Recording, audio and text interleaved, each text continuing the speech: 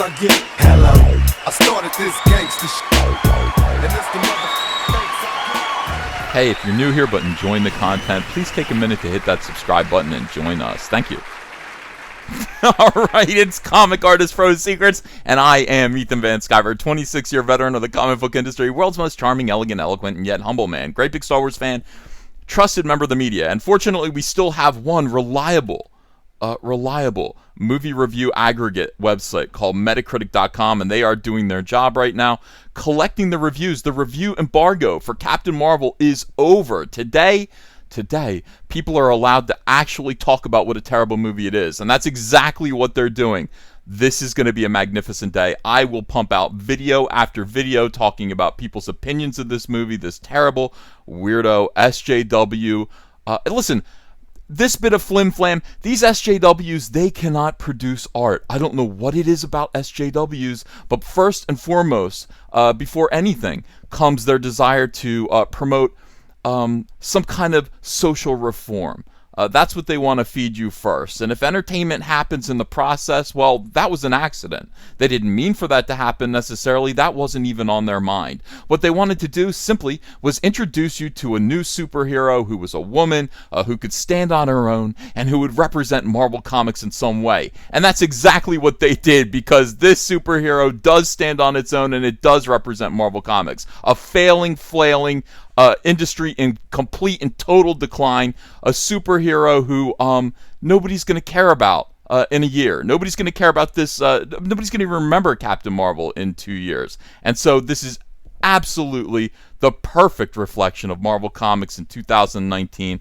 And it is so fun to watch these reviews come in. So let's look at the beginning here. Look at this, 68%. That's a failing grade. At least it was in high school. That would be, I think that's an F. Is that an F? Yeah, I'm pretty sure that's, well, it might be an F. I don't know. It might be a D minus, but they actually changed. It used to be like all of the 60s were Ds, all of the 70s were Cs, all of the 80s were Bs, and all the 90s were As. But they changed it for some reason. They made it a little bit more tough for us in New Jersey public schools, and that was an F. That was a failing grade. That was summer school. That meant you had to stay after and try to cram an entire year's worth of algebra, in my case, into one summer, into 2 months. Boy, did that suck. It's terrible. I still don't know how to do algebra. I have no idea. But let's look at these reviews here. So we start out with the positive ones. Oh, you're kidding me. Los Angeles Times gave it the best score. They gave it a 90? A 90 is the top score here? A 90. From LA? Are you kidding me? Let's go down a little bit more. Oh, Variety. Owen Gleiberman, you shill. And he gives it a 92. This guy's a total shill. Owen Gleiberman, I don't like him. He also liked The Last Jedi. And now is when the descent begins. Now's where we find out. Look, Richard Roper, an 88. Even he can't stomach this. Even Richard Roper can't stomach this. I'll tell you something. I wonder what Ebert would have said. What would Ebert have said? We can only speculate. IGN Meg Downey gives it an 83. A woman gives it an 83. That's not good.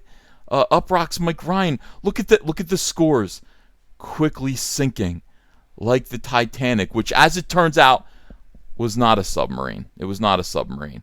75 from Vanity Fair. Vanity Fair had Brie Larson on their front cover, talking about how she's going to save women. She's going to save, she's going to save the superhero movie industry and make it less of a boys' club. Not at a 75, she isn't. Not at a C. That's a C, I think. Is that a C? It might be a D.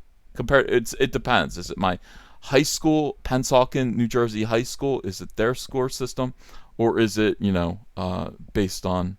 Well, it doesn't matter. USA Today, Brian Truitt, 75. Seattle Times, Seattle.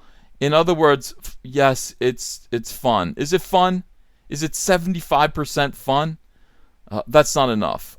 70 here from Screen International. Brie Larson gives Carol the right mixture of sweetness, humor, and swagger, underlying the film's message of self-empowerment with a light touch. That sounds horrible to me. I don't want that. 67 playlist, and we scroll down all of these. Here's where it turns yellow. Now, Lindsay Barrett just managed to keep it green with the Associated Press. I spent over 2 hours with Captain Marvel. I still have no idea what her personality is. It's SJW feminist. It's whammon. Her personality is woman superhero. That is her personality. Sure, there's a lot more going on in Captain Marvel, but it's a pretty egregious failing considering the creative bigwigs at Marvel had 10 years and 20 films to work it out. They couldn't work it out in the comic books, Lindsay. What have we been trying to tell you all along? We've been trying to tell you that this superhero is a zero. Nobody likes Captain Marvel. She has gone through now 9. Now she's got a new series out now. She's gone through 9 iterations in comic books. People do not like this character. She is absolutely bland. There's nothing going on. She is completely generic. Her costume's generic. Her powers are generic. The only thing interesting about Captain Marvel is how they've slowly been changing her into a man over the past few years by removing all of her female anatomy and cutting her hair down and making her look like Justin Bieber. It's very, very strange. That's interesting. If they could put that in the movie, I'd probably go see it. Screen Crush, Matt Singer, gives it its first failing grade, a 60. Captain Marvel itself has none of that rebellious spirit. It takes very few risks in the way that something like Thor Ragnarok did, beyond the fact that this is the studio's first blockbuster with a female hero in the lead. Personally, I like my movies about rule breakers to actually break some rules. Guardian Peter Bradshaw, I wanted a clearer, more central story for Captain Marvel's emergence onto the stage, and in subsequent films, if she isn't simply to get lost in the ensemble mix, there should be more of Larson's own wit. She doesn't have any wit, and style. She doesn't have any style. And indeed, remember that? Look at her sneakers in that one picture in her Stan Lee tribute from Instagram. She has zero style. Indeed, plausible mastery of martial arts. She pushed a jeep up a hill while it was in reverse, or it was in neutral. In any case, Captain Marvel is an entertaining part of the new saga. Is it? Then why did you give it a 60? Sounds like garbage to me. Time out. Look at all these terrible scores here. Brie Larson isn't given enough to do in a Marvel movie that marinates in 90s nostalgia but doesn't quite rise to the occasion of its own significance. No, it doesn't, does it? The only thing that people could say about it is, oh, a Nirvana song's in it. Oh, at one point, Captain Marvel's wearing a Nine Inch Nails t-shirt. I had that t-shirt once. Oh, I like the cat a lot. The cat was great. This is the greatest day right now. This is the greatest day of our lives. Anyway, it's fun. It might not be the greatest day of our lives. I might be exaggerating there, but this is fun to see these reviews come in here. AV Club drops it down to a 50. It's comparatively short and fast-paced by modern standards. Unfortunately, it also has a lackluster plot, bog-standard chase scenes, and pew-pewing spaceships, a notable shortage of interesting characterizations, and a fight scene set to no doubt's Just a Girl. Wow, that is cringe. That is cringe. I'm just a girl in the world. Oh, God, that is horrible. This is nowhere as awesome or as silly as it should be. Slant Magazine, the film doesn't pay nearly enough attention to Danvers' crucial emotional metamorphosis from a dual identity self-doubter to fearless warrior battling to keep Earth safe. Well, look, I'm telling you, she's a cardboard cutout. SJWs do not know how to create or sustain characters. They don't know how to create interesting drama. This character exists just so this character can exist, and I've told you that all along. I've used my channel to explain Captain Marvel to my audience, my growing audience. Almost 110,000 people already know because I told them Captain Marvel exists just so that she can exist. She's a placeholder so that Marvel Comics can have their own Wonder Woman because they never bothered to create one themselves. They just tried to add weight and meaning to this flat D-lister character they had in their back rolls for a couple decades, and now here she is, getting her own movie that is perplexing and disappointing the entire media. What a wonderful day. Hollywood Reporter, again, shills Todd McCarthy. The picture's not dull exactly, just mundane. That kind of means the same thing.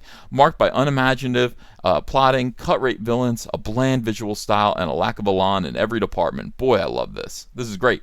IndieWire. I'm going to read this one. Dave Ehrlich gives it a 42. He gives it a 42. I actually have this review up. I'm probably going to do a whole separate video on it. As generic and retrograde as Black Panther was specific and revolutionary.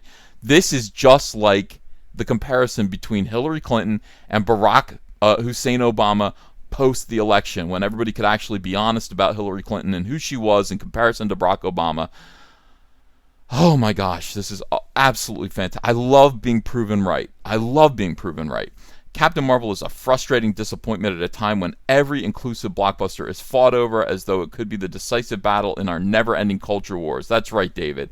And New York Post. Oh my God, look at that. Like, that's a score that if you bring that home to your dad, he gets out the belt. I mean, that is something else. What's to be said about Marvel's most powerful superhero? What's said to be Marvel's most powerful superhero ever is served up. I'm so excited I can't read this. Is served melatonin. That's a drug that puts you to sleep. By Larson. There's precious little texture or detail, ups or downs, emotions of any kind in her performance, because they can't. They couldn't write it into the story because she's whamming. Okay, she's whamming. They can't do that. The thing about SJWs is their characters are so precious to them. You know, as archetypes, as archetypes of on the hierarchy of oppression. This is a woman. We can't put this woman through trouble. She can only be the most powerful thing in the world. She's got to be perfect in every single way because she represents what we want women to feel about themselves, to believe about themselves. She's not a real character. She's an SJW construct. The character, even when kicking ass, is a total bore. Exactly. Such as it is, the film's best moments are provided by Jackson and a hilarious cat. So the cat's funny. That's good. That's what we hear. Everyone, this is going to be an incredible weekend. I predicted $85 million when they were initially projecting $180 million. Right now, it's anyone's guess. I'm thinking it might even be lower than that. I'm projecting $70 million for their opening weekend. Oh, I'm giddy. I'm like a schoolboy. I'm like a small child. I'm so excited right now. So excited by this great news. I hope you are too. More videos are coming as we examine the utter collapse of this whole build-up. No wonder they had to hide these reviews for so long. No wonder all these reviewers had to keep their mouth shut. No wonder Captain Marvel was the only ticket that was available for pre-sales for an entire week and a half before the review embargo was lifted. Everybody's already given them their money. It's too late now. Too late now, suckers. Yeah, enjoy that. Enjoy that Melatonin by Larson. Thanks, everyone. By the way, if you haven't yet subscribed to this channel, please do subscribe. We need you to join this family as we watch SJWs fail one more time. What a great, great day. So hit subscribe. Hit that bell for notifications. Don't miss a live stream. Join this family. We need you here. Also, double check to make sure you're still subscribed. Whew. Yeah, feel that energy? That's positive energy. That is reality. That is us winning the culture war once again. The fandom menace always wins. Hey, I got a P.O. box. Want to send me some mail? Send it to Ethan Van Sciver, P.O. Box 607, Marlton, New Jersey, 08053. And I'll probably open it up on a live stream. Thanks very much, everyone.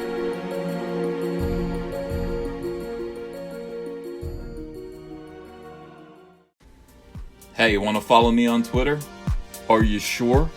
Well, if so, I'm at Ethan Van Sciver. That's at Ethan Van Sciver. See you there. Show your friends you support independent comics while showing the world who you back in the fight against the swarm with the brand new Cyberfrog t-shirt from Crypto Fashion and Comic Artist Pro Secret. Sizes come in small to 5XL, and take your choice of colors between navy blue, white, and black. And if you haven't yet, go ahead and order the Fandom Menace, Go Get Daddy's Belt, Tico, and Soilo t-shirts as well. Link is below in the description. You're going to look great. People love these shirts. They fit wonderfully. Thank you very much.